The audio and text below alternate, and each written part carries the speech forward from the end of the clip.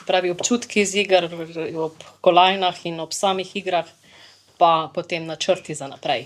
Ja, mislim, občutki na Japonskem so bili super, je bila tudi lepa izkušnja, ampak sem bila pač najbolj razočarana, ker je bilo slabše vreme, ni bilo glih najboljše za športnike.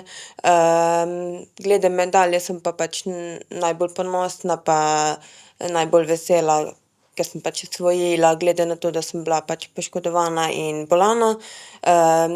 Predvsem pa pri skoku v višino, ki mi je tudi moja najljubša disciplina, mi je tudi najbolj pri srcu, ker sem pač osvojila tudi bronasto medaljo.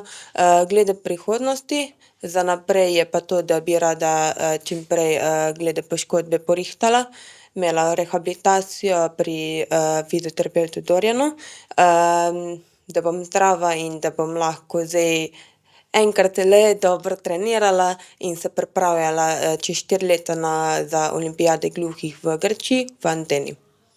Super.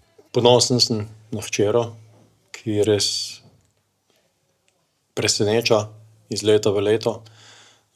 Dobro trenira, to je tudi nagrada potem za 4 leta dela, da prinese domov medaljo, ne.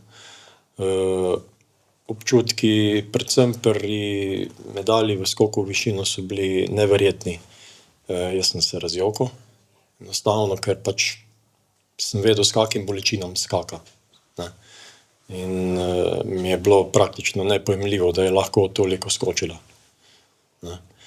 Potem pa spet smo nadaljevali s tekom na ovirah, prav tako bronasta medalja. Za mnogoboj sem bil pa najbolj srečen na koncu zaradi tega, ker pač sva bila oba z vročino, ne, drugi dan tekmovanja. Že prvi dan jo je zmatralo, ampak potem drugi dan je vztrajala do konca in prišla do bronaste medalje. Za naprej, za Atene bova delala, upam, da se bo noga porihtala, da se bo rehabilitacija, da bo tako, ko je treba, vse skupaj. Čakajo operacija še gležnja, potem pa veselo na delo in bomo probali priti še na višji nivo. Pravite, da ima še rezerve, ne?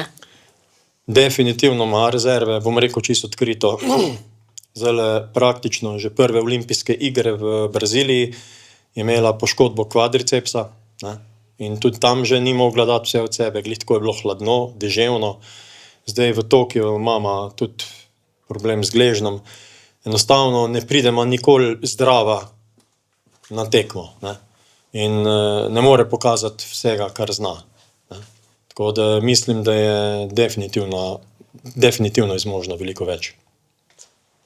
No, občina Brežice seveda se tudi nekako promovira kot športna občina in zato zelo veliko dajemo seveda na šport, predvsem na pogoje za šport. Konec koncev smo bili razglašeni tudi kot Evropsko mesto športa. Naša osnovna naloga je pa predvsem, da zagotavljamo pogoje. To je, da jim zagotovimo seveda športne objekte, prav tako pa seveda preko razpisov financiramo tudi delno trenerje, stroške, ki jih imajo, in pa klube.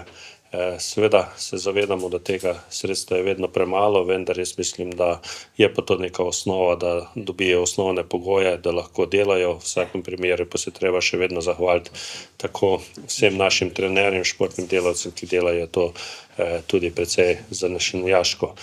Občina vedno rada sprejme različne športnike ob pomembnih dogodkih in seveda verjamem in pa prepričan sem, da to je en izjemen rezultat, zato sem tudi z veseljem ta sprejem priredil.